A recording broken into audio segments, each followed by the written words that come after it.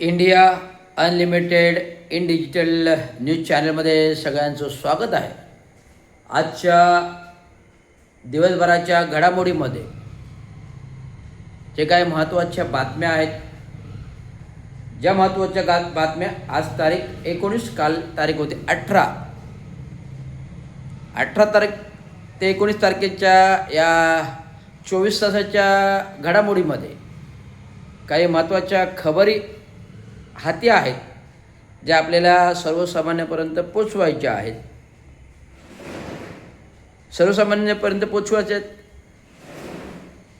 मासाहेब मीनाताई ठाकरे यांच्या मुंबईतील दादर येथील पुतळ्यावर कोणीतरी काहीतरी लावलं, त्याच्यावर विविध बातम्या रणखंड वाजलं. मीडियाला, सोशल मीडियाला बातम्या, सोशल मीडियावर क्लिप्स, सोशल मीडियावर पोस्टिंग्स आणि टी व्ही मीडियावर बातम्या. तर आज पेपरमध्ये, वर्तमानपत्रामध्ये वाचल्यानंतर कळतं की उद्धव बाळासाहेब ठाकरेचे एक कार्यकर्ते होते की त्यांनी हा काही सुडाच्या भावनापोटी केला होता. जे उद्धव बाळासाहेब ठाकरे त्यांचे कार्यकर्ते होते, त्यांच्या मालमत्तेमध्ये, वादामध्ये ते लक्ष देत होते. त्यामुळे हा सगळा प्रकार आहे. तर हा प्रकार सगळा आजच्या बातम्यांमध्ये उजेडात आला. पण महत्त्वाच्या गोष्टी म्हणजे जे आपले आंदोलनं झाले, 8 तारखेचं आंदोलन, 18 तारखेचं आंदोलन, जे जिल्हा कलेक्टर समोर होतं SC ST OBCचं आरक्षणाबाबत अर्धनग्न आंदोलन, जिल्हा कलेक्टरने तात्काळ मीटिंग बोलावून हे मार्गी लावलं. आणि शिवाय तात्काळ आम्ही पत्र शासनाला पाठवतो, ते पत्र देखील शासनाला गेलं, त्याची कॉपी मला मिळाली. परंतु आज 18 तारखेचं जे कालचं आंदोलन होतं, या 18 तारखेच्या आंदोलनामध्ये सुद्धा अर्धनग्न आंदोलनाचं होतं. महानगरपालिके भवनबरोबर होतं. विविध प्रश्नांबाबत होते. जवळजवळ 15 ते 20 प्रश्न होते.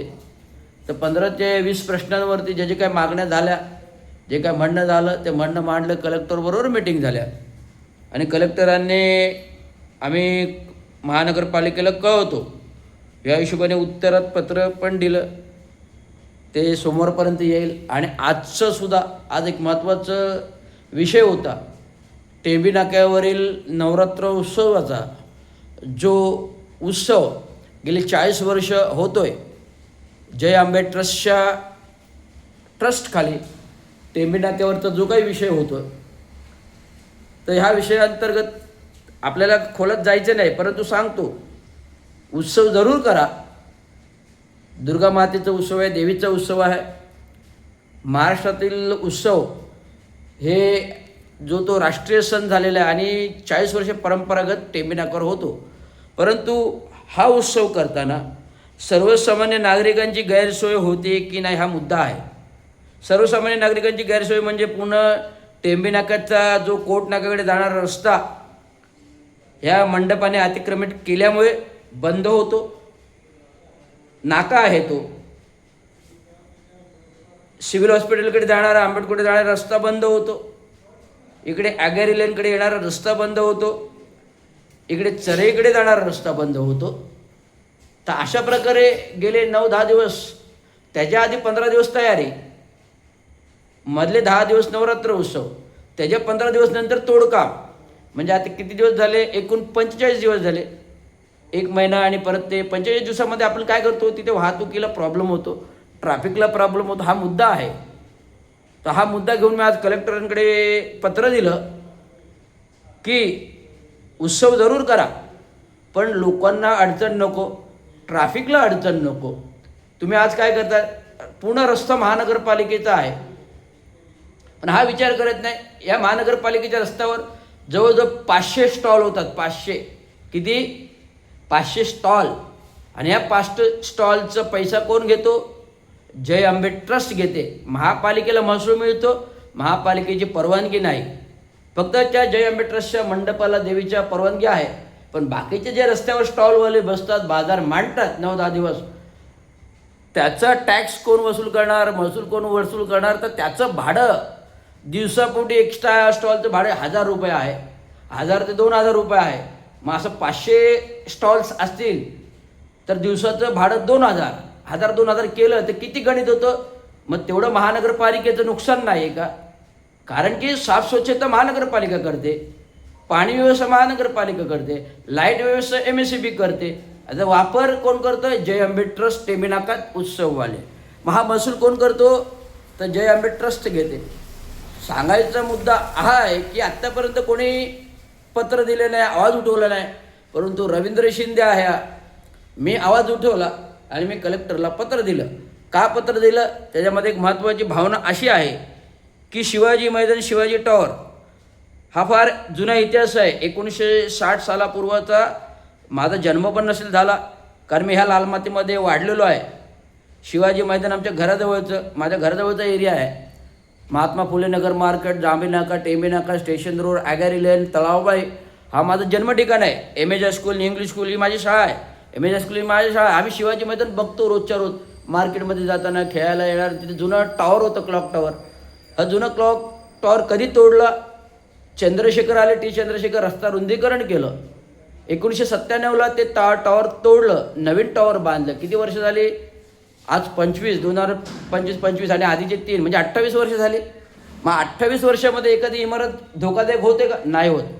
तरीसुद्धा हे क्लॉक टॉवर नूतनीकरण म्हणजे नवीन इमारत बांधायचा, त्या क्लॉक टॉवर नवीन क्लॉक टॉवर बांधायचा म्हणून माननीय एकनाथराव शिंदे यांनी नवीन प्रस्ताव केला. महाराष्ट्र शासनाकडून विशेष निधी अंतर्गत. हा कशासाठी प्रस्ताव केला? तो केवळ टक्केवारी मिळावी, आपलीच कंपनी, आपलाच ठेकेदार आणि आपलाच टक्का, ह्या हिशोबाने त्यांनी जो टॉवरचं नवीन प्रपोजल केलं. आता केलं तर केलं, नवीन टॉवर बांधायला घेतलं, पण जेव्हा एखाद्या कामाचं कार्यादेश दिला जातो, ज्या ठिकाणी ते काम करायला सुरुवात होते, ऐन पावसाळ्यामध्ये ते टॉवर तोडलं, तिथं खोदकाम सुरुवात केली, सॉईल टेस्टिंग केली, मातीचं परीक्षण झालं. हे मातीचं परीक्षण करता करता सगळ्या गोष्टी चालू होते, काम चालू झालं आहे, तिथे कोणालाही जाता येता येत नाही, काम चालू केलं. परंतु आज रोजी केवळ नवरात्रोत्सव आहे टेंबी नाक्यावरचा, म्हणून महानगरपालिकेचं अधिकृत काम जे कार्यादेश दिलेले ते बंद केलं आहे आणि तिथे जायंट व्हीलला घुसायला जागा दिली. कोणी दिली, कशी दिली? त्याला महानगरपालिकेची परवानगी नाही आहे, कुठल्या गोष्टीची परवानगी नाही. आणि एखाद्या गोष्टीचं जर काम चालू झालं, कार्यादेश दिले गेले, तर तो क्षेत्र बंद केला जातो, त्याला परवानगी कुठल्याही प्रकारची दिली जात नाही. हा शासकीय नियम आहे, हा शासकीय नियमावली आहे, आज सार्वजनिक बांधकामाची नियमावली आहे. हे एकनाथराव शिंदेने मुख्यमंत्री आहे, उपमुख्यमंत्री राहिले, त्यांना चांगलं माहीत आहे. मग कुठल्या अर्थाने देवीचा उत्सव आहे म्हणून ते अधिकृत ठेकेदाराचं काम बंद करायला लावायचं आणि तिथे जायंट व्हीलला बसवायला अनधिकृतपणे परवानगी द्यायची. त्याचंच पत्र मी आज कलेक्टरला दिलं. ते अनधिकृत बांधकाम कसं काय होतंय?